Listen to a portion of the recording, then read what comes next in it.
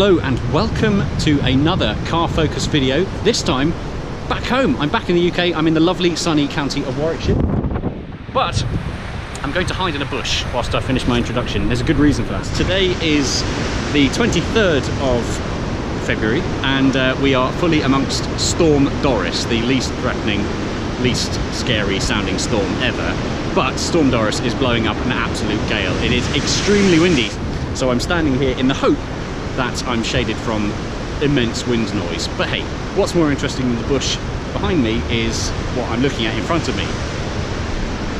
There we go. Here we have a McLaren 570S over there in the corner. We've got two 570GTs and another 570S over there. And we're at the rather beautiful Ettington Park Hotel. I think I've got that right. So I've been invited today by the lovely people at Rybrook McLaren in Solihull. They've invited me to come along, have a drive of some of their cars and basically see what I think.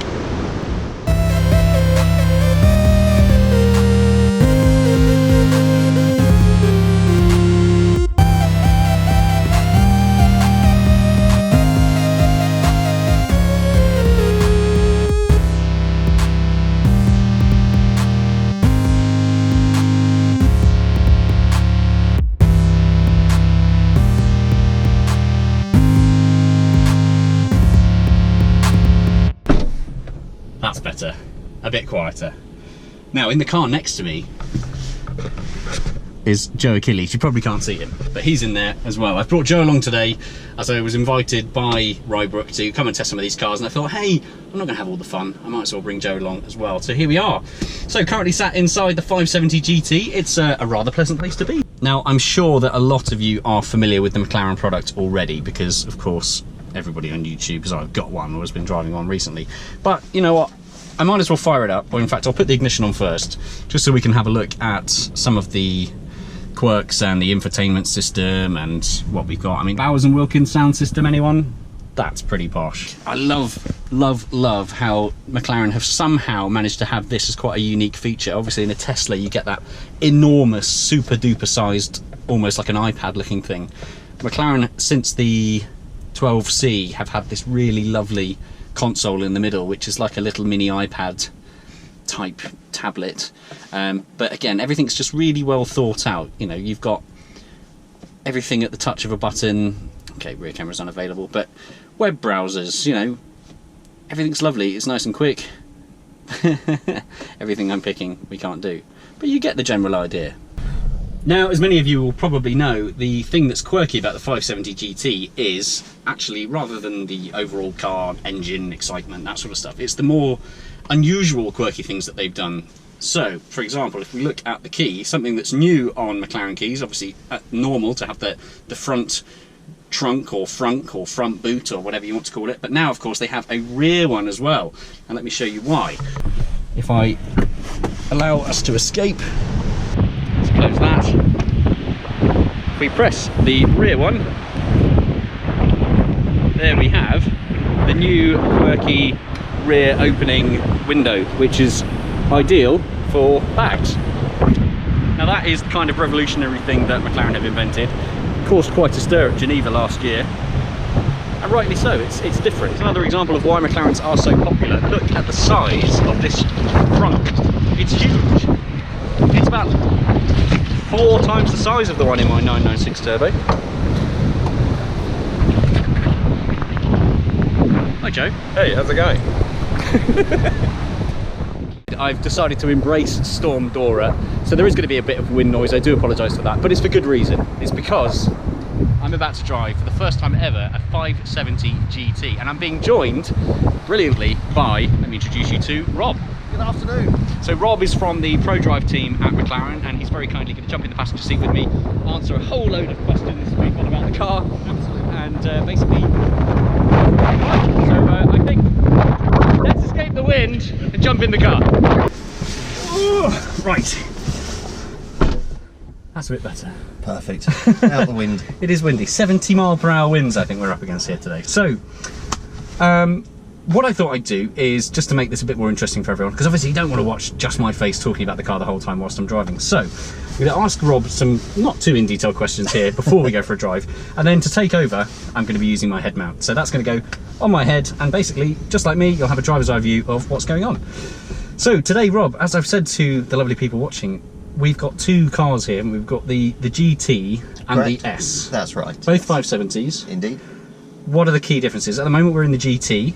Yes. Is that, would you say, have we done well being in the GT? Is that better than the S? I don't think you can say one's better than the Okay. other, but they're different. Right. Very different cars, obviously built on the same platform. So the GT is a softer sprung car than the S. It's a little bit heavier because there's a bit more sound deadening in the car. There's also the glass panoramic roof, which is a nice feature, and obviously the big sloped back, the door which opens to the side, which helps you get your luggage in, and a nice luggage area which you can tie down with the tie downs there. So it's essentially the same base car, but some subtle differences, and it drives very differently to the S. So Granny's going to be a bit happier in this one than she is in the S. Yes. Perfect. Yes. Super. Well, I guess let's fire it up. Yeah, let's go for a drive. How it goes. Right, so from now, I'm going to turn that one off. I'm going to put this one onto my head, and you will start seeing from here. So first things first, fire it up. I'm guessing foot on brake and push the button. You got it. Hard on the brake. Fantastic. Lovely stuff. And to engage a gear, you've got two options. You can either pull the right paddle and you'll see the gear display change to 1 in front of you, or you have driving neutral and reverse on the centre buttons. Okay, right. Parking brake's automatic as long as your seatbelts are fastened and the doors are shut. Away we go. Superb. Very comfortable place to be, isn't it? It is. It's and it's not a scary car. People have this preconceived idea about driving a supercar that it's going to bite them. It's going to be a frightening experience. But actually, it's quite the opposite. It's a very easy, comfortable, quiet, enjoyable place to be. Yeah.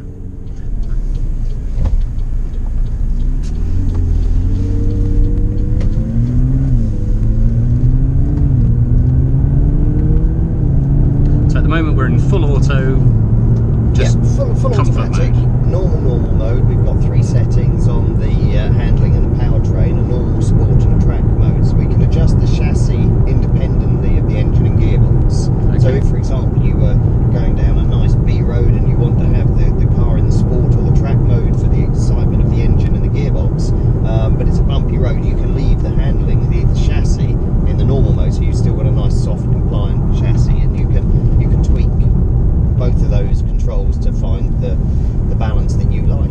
Perfect. So you can really tailor the car to the roads and the driving experience that you're looking to get out of it. While we're stopped at the traffic lights, I can run through the different dash configurations. So turning the active button on lights this panel up, and that gives you the option then to change through the modes. And if you take a look at the dashboard, when we go from the normal mode to the sport mode, the rev counter changes, your gear selection comes into the centre of the dash, and then if you move to the track mode, then you go to the race screen. Oh, that's cool. Which gives you the rev counter across the top, and then you have the shift lights as well. Excellent. Heading over the top, so if you are on track with the car, then you're looking for the green, the red and the blue light to shift gear at the perfect time. Perfect. I like this screen. This is my favourite screen. Funnily enough, it's the screen that seems to be on the car most when I'm driving it as well. So has that also changed the dynamic of the car? Has suspension changed? So what we've changed here is the powertrain side. So we're still in automatic, but now the car will hold the gear a lot longer. Gotcha. It just remaps the ECU slightly, so you get a different response when you go on the power than you do from the normal mode. And you'll feel that it's going to hold the gear a lot longer. And also when you put your foot down and accelerate, it will drop a gear. Right. To accelerate.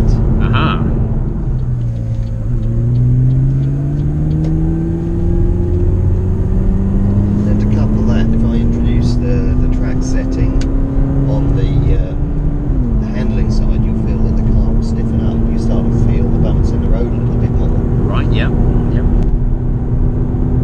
Now I'm a big fan of flappy paddles, so have we got a setting where I can take over the gears? There we are. Fantastic. Full manual setting now, and the car will only do as you ask. Okay, so that was my next question. So how full manual is full manual? So full manual is full manual. So the only time that the car will take over it is if you were, say, in 5th gear and you stopped at a junction. Perfect. It will come back down to 1st. But other than that, now the car won't make any shift without you requesting it. Gotcha. Okay. my big bugbears with a lot of modern day, supposedly flappy paddle, you know, full manual settings, is the fact that you get up to a certain speed or rev range and the car will think, oh, well, he's probably just forgotten to change gear, so let me just put it up to 7th for you. You think, no, I want to be... No, this will hold the gear to the limiter. Fantastic. Yeah. And in typical British countryside form, it started to rain.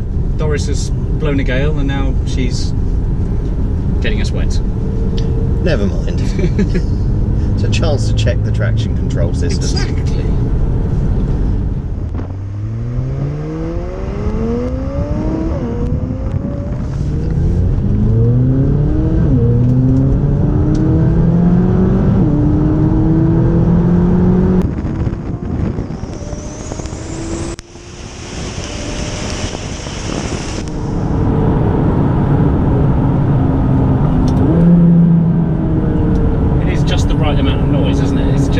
Not too much, but a nice little bark, a nice little crack. That's it.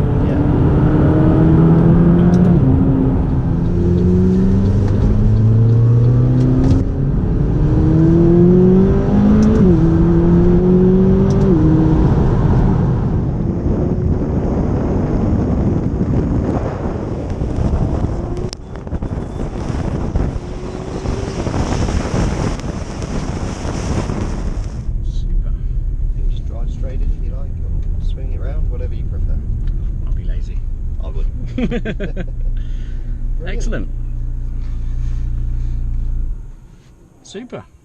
Handbrake automatically goes on. Automatic, yeah. Fantastic. Yeah, and that's it. There we go. Thank you very much, Rob. You're welcome. Good fun. Pleased you enjoyed it. Yeah, great stuff. Experience of the 570 GT. Absolutely. It's so hard to gauge, so hard to give a proper review on a car that you've only driven for, you know, 5 or 6 miles or so. But it's a first impressions review. That's what this is going to have to be. And as a first impressions, for the first time I've ever driven the 570 range, the GT or the S, it is just a lovely car. I feel like I could drive this to the south of France. I could probably endure traffic in this and, you know, get to the end of a journey and feel relatively refreshed. It's a very pleasant place to be. You've got cup holders down there, you've got places to put phones, you've got a glove box, you've got sun visors. It's got all the things that you would expect to see in a big comfortable GT car, and of course the funky glass opening window at the back so you can put actual luggage in there as well. What an absolutely brilliant all-round car. I would love to have more time in this. Unfortunately, I am here on a customer demo day, so can't be too cheeky and deprive potential customers that might actually want to buy one of these from driving them. But thank you once again very much to Rybrook for allowing me to come along and drive the car today. Don't forget to check out Rybrook's Facebook page, Instagram page and other social media channels, the links for all of which are below in the description. Thank you very much for watching once again. Feel free to leave a comment, feel free to subscribe and hit that little notify button. Don't know what it does, but feel free to hit it. All the other people are asking people to do it, so I'm going to ask you to do it as well. But hey, hope you've enjoyed it. Thanks very much again for watching and I will see you soon.